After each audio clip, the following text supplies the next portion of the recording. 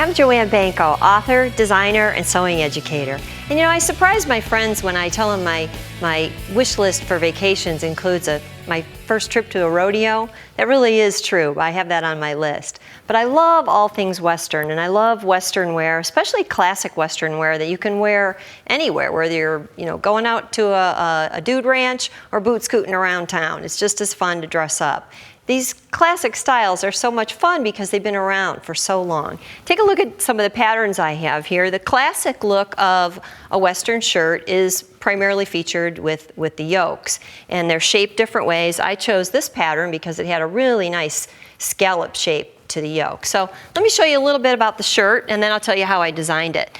I used a combination of decorative embroidery stitches and embroidery designs from a collection included in my book. It's a go-to collection for me. I like the designs. They work with a lot of things, so I tend to mix and match them with a lot of others. So when we're designing for the yokes, if we think about it, we could do it a variety of different ways. We certainly could buy contrasting fabric. In fact, that's very, very commonly done. You mix and match your fabrics together. It creates a very interesting look. Or we could add embellishment through applique. We could also use decorative stitches. What I'm showing you today is embroidery style decorative stitches, but if you've got a sewing machine, chances are you've got many decorative stitches you haven't even touched yet. And those stitched out row after row after row can create a whole chunk of fabric that you then cut your yokes out or your cuffs. So let's take a look at what I have here. First thing we're going to need to do is decide how much extra yardage we're going to need. Our patterns always give us, what we need for normal standard stitching, but we're going to be adding embellished areas. So we're going to need a little bit of extra fabric. So you're going to want to measure. It's all going to depend on what hoop size you use. I used a really big hoop for this one. I used a medium size hoop for this one. And you'll see in a minute when I show you how to create the design, I used another size hoop. So one easy way to do that is to just take a tape measure and just literally lace it into your hoop. And that shows me just right there. I need a piece at least 15 inches wide. You get the picture there. I can measure the length. And that is going to be what my chunk of fabric is going to be. If I want, I can actually make little paper templates or just bring along the measurements. So when I shop for fabric, I make sure I get that additional fabric. So let's swing over to the machine. Let me show you exactly how I created that multiple rows in the design. I have a whole collection of decorative stitches in my embroidery mode. They're just like decorative stitches on your sewing machine, except you stitch them out in the hoop. So I want to find the exact one that I used. Turn the page here, and there it is. It's that little heart shape. And I'm going to create a big chunk or section border design out of this. So I'm going to touch Edit key. I'm going to touch the little border key. And I'm going to just drag that up to the corner because now I can create rows. Okay, so I got 5 rows down, and now I'm going to go across and do horizontal, and I'm going to do 3 rows across. Well, how do I know if that's going to fit my cuff?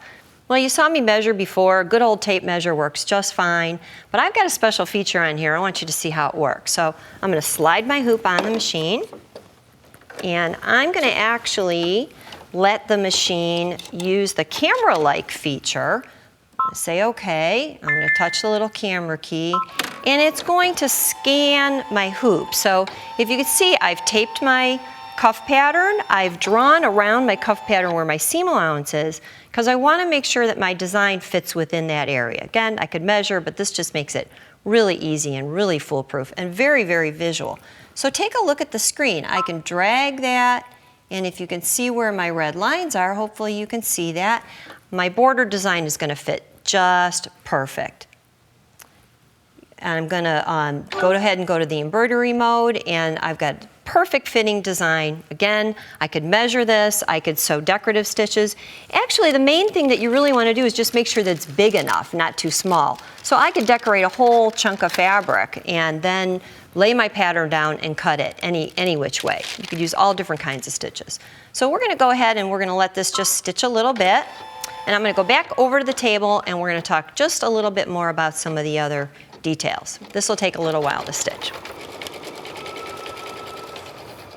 classic Western shirts are going to have fancy yokes on them. So this one has those little scallops that I told you about, and then you've got maybe a variety of different choices. You've also got a back yoke. So let's turn this around and take a look at the, let me flip her around. At the back yoke, you can see I did the same thing.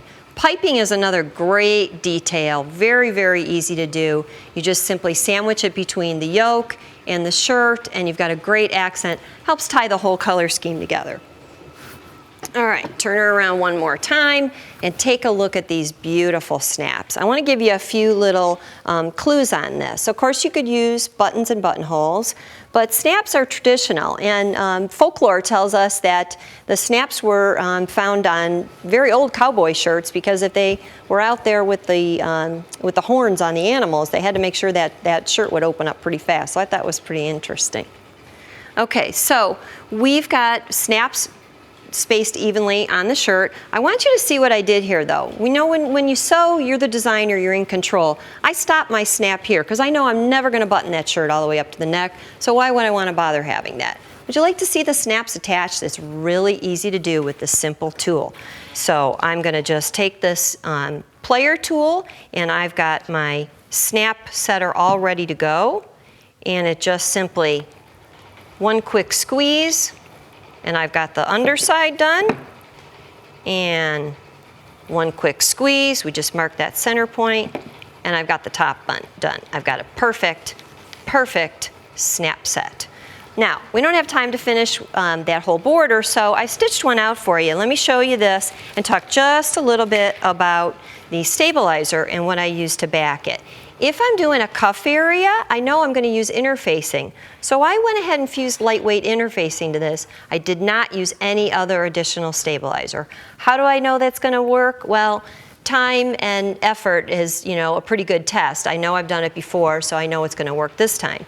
But when I have a very lightweight design, I can often get away with very minimal stabilizer, and my interfacing can actually substitute for it. So I've got another option though on the other yoke areas. Sometimes what I'll do is I'll add a very light layer of batiste, so just a very thin cotton, and that'll also add as my stabilizer without adding a lot of extra bulk. So let's take a look at this cuff. It's already been stitched. Now you can see my pattern is laid on. Again, like I said, if you're doing rows of decorative stitches built into your machine, you just want to make sure it's big enough.